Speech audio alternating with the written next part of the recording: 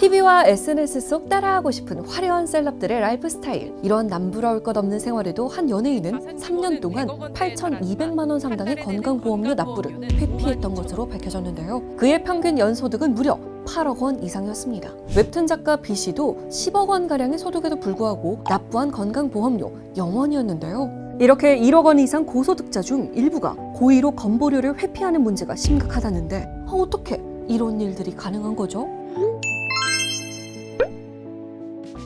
건강보험 가입자는 크게 직장 가입자와 지역 가입자로 나눌 수 있어요. 자영업자, 연예인과 같은 프리랜서, 퇴사한 사람 등이 주로 지역 가입자에 가입하여 소득과 재산 등에서 낸 각 점수로 보험료를 납부하고 있는데요. 그런데 지역 가입자들은 경기 상황에 따라 수시로 수입이 달라지고 특히 자영업자의 경우 폐업이나 휴업을 할 때도 있잖아요. 당장 소득이 없더라도 건강보험료는 지난해 소득으로 계산되기 때문에 보험료를 내기 어려운 지역 가입자들이 많았는데요. 이들의 부담을 덜어주고자 국민건강보험공단에서는 보험료 조정 제도를 운영하고 있어요. 현재 사업장이 폐업 또는 휴업 중이거나 소득이 줄어든 경우에는 제출 서류를 내면 보험료를 조정할 수 있는 건데요. 일부 건보료를 내지 않기 위해 회피한 사람들은 소득이 꾸준히 있어도 서류를 허위로 꾸며서 소득 조정을 계속 받으며 제도를 악용한 거죠. 그런데 한두 번도 아니고 거액의 보험료를 계속 회피할 수 있었던 이유, 건강보험공단에서는 실제 소득에 대해 실시간으로 파악할 수 없기 때문이에요.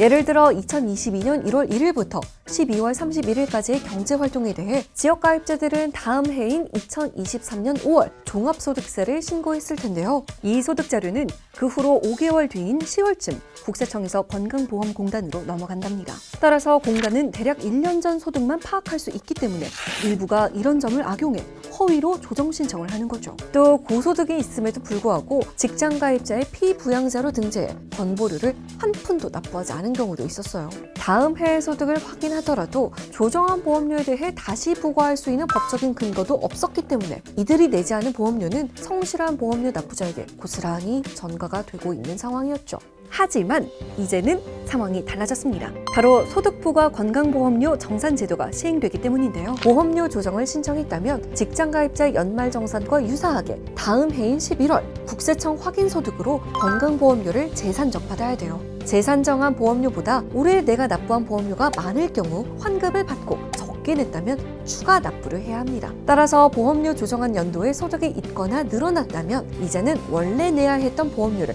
피해갈 수 없다고 해요. 소득 정산은 올해 11월에 처음으로 시행됐는데요. 이번 기회에 그동안 고소득에도 불구하고 건강보험료를 한 푼도 내지 않았던 얌체족들도 보험료 제대로 납부하기를 바라봅니다.